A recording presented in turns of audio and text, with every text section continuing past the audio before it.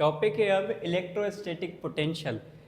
Electrostatic potential के बारे में मैं आपको ये बता दूं, इसे 3 से 4 और नाम भी हैं या ऐसा कहें सिनोनिम भी हैं जिससे इसी टॉपिक के बारे में पूछा जाता है। इसका सबसे पहले नाम है इलेक्ट्रोस्टैटिक पोटेंशियल, दूसरा इसका नाम है इलेक्ट्रिक फील्ड पोटेंशियल, ये रहा इलेक्ट्रिक फील्ड पोटेंशियल, तीसरा इसका नाम है इलेक्ट्रिक पोटेंशियल और चौथा इसका नाम है पोटेंशियल ड्रॉप। यानी कि जब कभी भी आपसे पूछा जाए पोटेंशियल ड्रॉप क्या है या इलेक्ट्रिक फील्ड पोटेंशियल क्या है या फिर इलेक्ट्रिक पोटेंशियल क्या है या ऐसा कहें इलेक्ट्रोस्टैटिक पोटेंशियल क्या है, तो आपने एक ही चीज़ के बारे में बताना है जो अभी मैं आपको बताने जा रहा हूँ। सबसे पहले तो आप समझ लें कि आप ये चीज़ तो क्लियर है आप सबकी कि हर एक मैटर के अंदर एक प्रॉपर्टी मौजूद है कि हर एक मैटर के अंदर एनर्जी ज़रूर मौजूद है। यानी कि ये जो इस वक्त मेरे पास मार्कर्स मौजूद हैं, इन मार्कर्स के पास भी एनर्जी मौजूद है, इनके अंदर भी एनर्जी एग्जिस्ट करती है। हर एक मैटर के अंदर एनर्जी एग्जिस्ट करती है। एनर्जी की डिफरेंट काइंड्स हैं, डिफरेंट टाइप्स हैं according to the law that is called law of conversion of energy, जिसके हिसाब से ये कहा जाता है कि energy is neither created not destroyed but it can be converted from one form to another form. यानी कि एनर्जी को ना बनाया जा सकता है ना ख़त्म किया जा सकता है। लाइक वाइज इस वक्त जो एनर्जी मौजूद है इन मार्कर्स के अंदर due to its rest position और ये एक जगह पर मौजूद है, तो इस वक्त इनके पास एनर्जी मौजूद है पोटेंशियल एनर्जी। रेस्ट में नहीं होगा, मोशन में होगा। इस वक्त जब मैंने इसे उछाला था और ये मोशन कर रहा था, इस वक्त इसके अंदर काइनेटिक एनर्जी मौजूद थी। Energy due to the motion is called kinetic energy. On the other hand कोई चीज़ किसी हाई पोजीशन पर है या फिर लो पोजीशन पे लेकिन वो रेस्ट में है, तो इट मीन्स कि उसके पास पोटेंशियल एनर्जी मौजूद है। अब बात करते हैं पोटेंशियल एनर्जी की भी फिर थी टाइप्स थी, gravitational potential energy, elastic potential energy, potential energy due to its height. तो इसके पास पोटेंशियल एनर्जी भी है। इस मार्कर के ग्रीन मार्कर के पास भी पोटेंशियल एनर्जी है और ब्लैक मार्कर के पास भी पोटेंशियल एनर्जी है।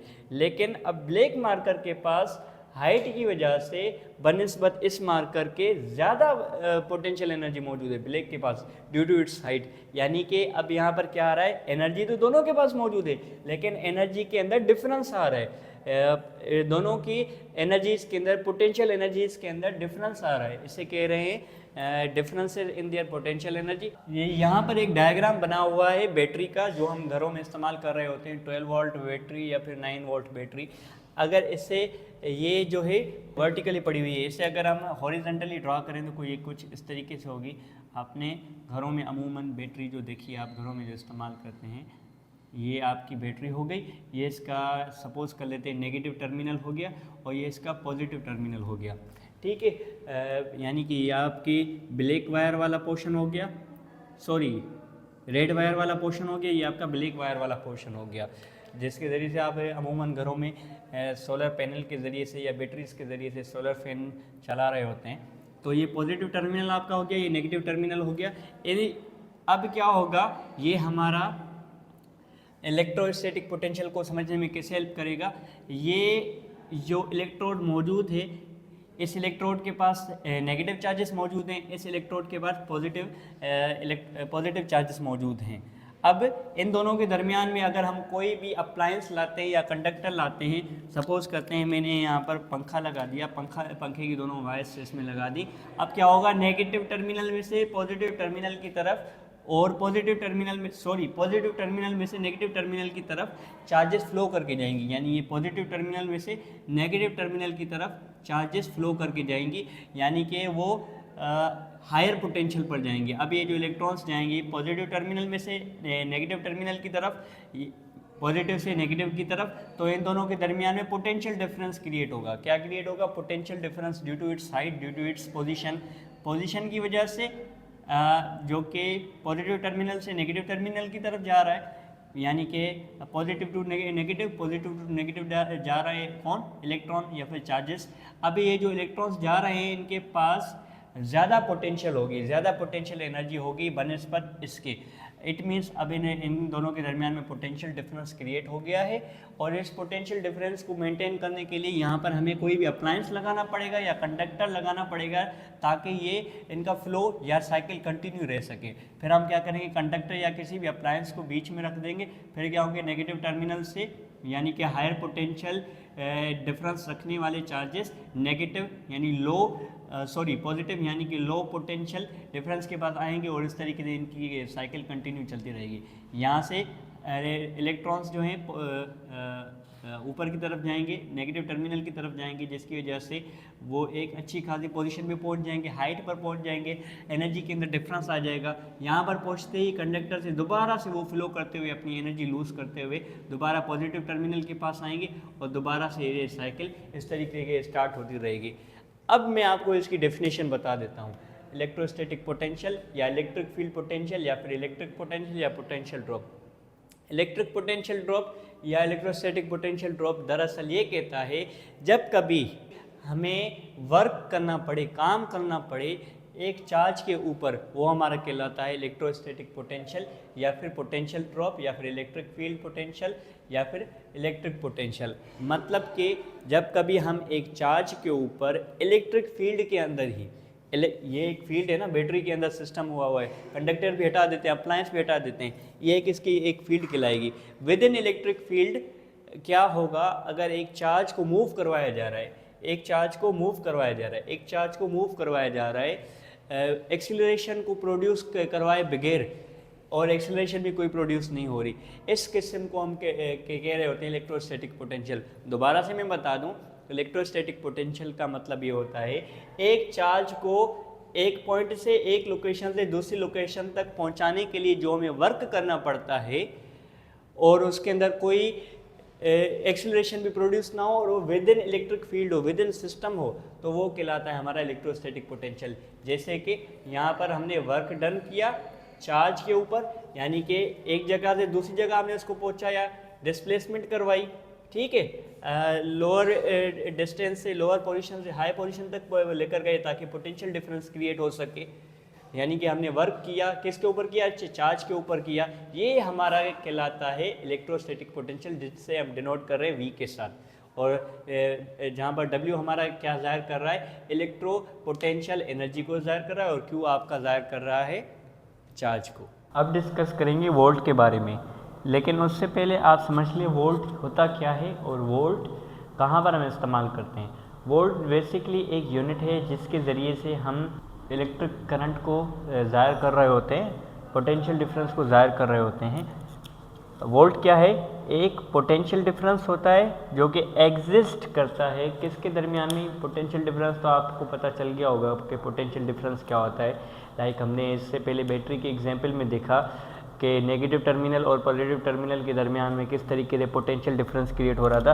तो वोल्ट भी क्या है, एक किस्म का पोटेंशियल डिफरेंस है जो एग्जिस्ट करता है किसके दरमियान में, जब कभी 1 एम्पियर का कंडक्टर में से करंट फ्लो करेगा in presence of 1 ohm resistance, यानी कि जब कभी एक कंडक्टर में से, एक वायर में से करंट फ्लो करेगा 1 एम्पियर का, 1 एम्पियर करंट फ्लो करेगा in presence of 1 ohm resistance, और उन दोनों के दरमियान में जो पोटेंशियल डिफरेंस होगा वो कहलाता है हमारा वोल्ट। और वोल्ट न सिर्फ हम जाहिर करते हैं इसी यूनिट के लिए, इस क्वांटिटी के लिए, बल्कि दूसरी क्वांटिटीज हैं जिसके लिए भी हम वोल्ट को एज ए यूनिट इस्तेमाल करते हैं, जैसे कि पोटेंशियल डिफरेंस हो गया या फिर इलेक्ट्रोमोटिव फोर्स। बात करते हैं पोटेंशियल डिफरेंस की, तो पोटेंशियल डिफरेंस क्या है, difference in energies per unit charge is called electric potential difference. आपको इतना तो मालूम है कि बैटरी के एग्जाम्पल में हमने देखा था कि पोटेंशियल डिफरेंस में किस तरीके से के क्रिएशन हो रही थी, एक नेगेटिव टर्मिनल था, एक पॉजिटिव टर्मिनल था। पॉजिटिव टर्मिनल से चार्जेस नेगेटिव टर्मिनल की तरफ जा रहे थे और नेगेटिव टर्मिनल से पॉजिटिव चार्जेस की तरफ जा रहे थे। अगर उन दोनों के दरमियान में एक कंडक्टर बीच में मौजूद था या इलेक्ट्रिक अप्लायंस मौजूद था तो, अदरवाइज वो बैटरी के अंदर ही, within battery negative terminal से पॉजिटिव टर्मिनल की तरफ जा रहे थे, हायर पोटेंशियल गेन कर रहे थे जब कभी वो हाइट पर जा रहे थे तो, ठीक है। और वहाँ पर पहुँचने के बाद कंडक्टर अगर हमने उसके साथ ऐड कर दिया है टर्मिनल में या फिर अप्लायंस ऐड कर दिया है, देन वो क्या हो रहा था, नेगेटिव टर्मिनल से पॉजिटिव टर्मिनल की तरफ दोबारा अगेन आ रहा था और ये साइकिल कंटिन्यू होती रह रही थी। तो कहने का मकसद, जब कभी भी चार्ज हायर पोजीशन पे होता है, ज़्यादा डिस्टेंस पे होता है, तो उसके पास जो एनर्जी का डिफरेंस आ जाता है, उस चार्ज के पास जो एनर्जी का डिफरेंस आ जाता है वो कहलाता है हायर पोटेंशियल एनर्जी, और जिसके पास लोअर चार्ज होती है वो अपने बेस पर ही मौजूद होती है चार्ज, वो कहलाती है लोअर पोटेंशियल एनर्जी। और ये जो वोल्ट है, इटालियन साइंटिस्ट था एलेक्जेंड्रो वोल्टा, उसने इसे डिस्कवर किया था, दैट्स वाई इसका नाम जो है वोल्ट पड़ गया। आप इस एग्जाम्पल में देख सकते हैं, इस डायग्राम में देख सकते हैं, हमारे पास एक सेल मौजूद है जो कि हायर पोटेंशियल से, पॉजिटिव टर्मिनल जो होता है हमारा वो हायर पोटेंशियल एनर्जी रखता है, हायर पोटेंशियल से लोअर पोटेंशियल की तरफ आएगा। लेकिन उससे पहले जब वो हायर पोटेंशियल से लोअर पोटेंशियल की तरफ आएगा तो इलेक्ट्रिक अप्लायंस जो, या फिर ऐसा कहें कि बीच में हमने एक किस्म का कंडक्टर रख लिया जिसकी वजह से साइकिल कंप्लीट हो पा रही है। जब वो हायर पोटेंशियल से लोअर पोटेंशियल की तरफ जाएंगे चार्जेस और इस अप्लायंस से गुजरते हुए जाएंगे, जिसके नतीजे में हमारा इलेक्ट्रिक अप्लायंस या ऐसा कहें इलेक्ट्रिक बल्ब ग्लो करना स्टार्ट हो जाएगा और इस तरीके से हमारा पूरा का पूरा सर्किट कंप्लीट हो जाएगा, या ऐसा कहें करंट का जो पाथ है, करंट के फ्लो के लिए जो पाथ है हमारे पास है वो कंप्लीट हो जाएगा। एप्लीकेशन ऑफ इलेक्ट्रोस्टैटिक्स की बात करें तो उसमें आ जाता है स्प्रे पेंटिंग। स्प्रे पेंटिंग किस तरीके से स्टैटिक इलेक्ट्रिसिटी को इस्तेमाल करके हो रही होती है। जब कभी आपने देखा कि क्या होता है, हमने स्प्रे किया, फ्रिक्शन अकर्स, फ्रिक्शन का मतलब क्या होता है समझ लें, the contact between two surfaces, उसे जब कभी भी फ्रिक्शन होती है स्प्रे बाहर निकलता है। जब कभी हम स्प्रे पेंटिंग के अंदर देखें, स्प्रे जब बाहर निकल रहा होता है किसमें से, the nozzle give its charge, उस वक्त क्या होता है नोजल में से एक इलेक्ट्रिकल चार्ज निकल रहा होता है।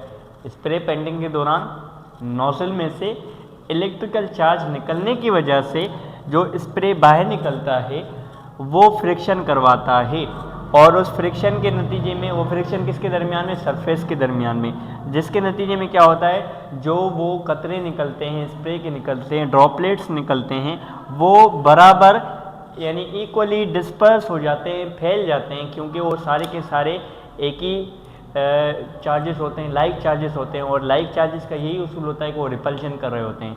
दोबारा से बता देता हूँ स्प्रे पेंटिंग में क्या होता है। स्प्रे पेंटिंग के अंदर जब कभी आप स्प्रे करते हो, नोजल में से इलेक्ट्रिकल चार्ज को छोड़ा जाता है, उससे नोजल में से इलेक्ट्रिकल चार्ज निकलता है, वो इलेक्ट्रिकल चार्ज लाइक होने की वजह से क्या होता है, जब स्प्रे से निकलता है फ्रिक्शन के ज़रिए से, वो सारे के सारे सरफेस पर वो जो ड्रॉपलेट्स है बराबर इक्वली फैला देता है ड्यू टू द इलेक्ट्रोस्टैटिक्स। बात करते हैं कैपेसिटर की, तो कैपेसिटर क्या है, store charge have two isolated conductors stores per volt and separated by dielectric insulating material. मतलब ये कि कैपेसिटर दरअसल एक कंपोनेंट है, एक पार्ट है, एक डिवाइस है, इलेक्ट्रिकल डिवाइस है, जिसका काम क्या होता है वो चार्जेस को स्टोर करवाता है, ठीक है।